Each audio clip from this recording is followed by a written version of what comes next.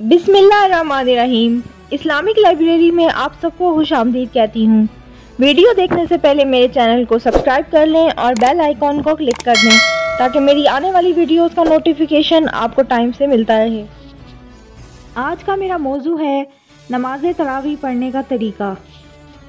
رمضان کا مہینہ صبر کا مہینہ ہے اور صبر کا بدلہ جنت ہے۔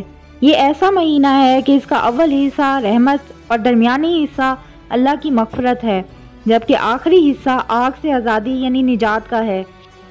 حضرت محمد صلی اللہ علیہ وآلہ وسلم نے لوگوں کو تنبیہ فرمائی کہ رمضان المبارک کا ایک سیکنڈ بھی غفلت سے نہ گزر پائے۔ دوسرا یہ کہ شب قدر حقیقت میں بہت فضیلت اور برکت والی رات ہے۔ اس کے بعد ارشاد ہے کہ اللہ نے روزے کو فرض کیا اور اس کے قیام یعنی تراویح کو سنت کیا۔ اس سے معلوم ہوا کہ تراویح ادا کرنے کا بہت ثواب ہے اور اس سے روزے دار اللہ رب العزت کے ہاں زیادہ سے زیادہ سرخرو ہوتا ہے۔ تو ہمیں چاہیے کہ تراویح کی نماز صحیح طریقے سے ادا کی جائے اور اس کو بوجھ نہ سمجھا جائے۔ حضرت ابو ہریرہ رضی اللہ عنہ سے روایت ہے کہ نبی کریم صلی اللہ علیہ وآلہ وسلم نے فرمایا، جو رمضان میں قیام کرے ایمان کی وجہ سے اور ثواب طلب کرنے کے لیے، اس کے اگلے سب گناہ بخش دیے جائیں گے۔ نماز تراویح کے خاص خاص مسائل مندرجہ ذیل ہیں۔ تراویح مرد عورت سب کے لیے سنت موقدہ ہے، اس کا ترک درست نہیں۔ اس مسئلے سے وہ لوگ سبق حاصل کریں جو 4 یا 6 روزہ تراویح پڑھ کر پورے مہینے تراویح نہیں پڑھتے۔ تراویح کی 20 رکعتیں 10 سلام سے پڑھنی چاہیے۔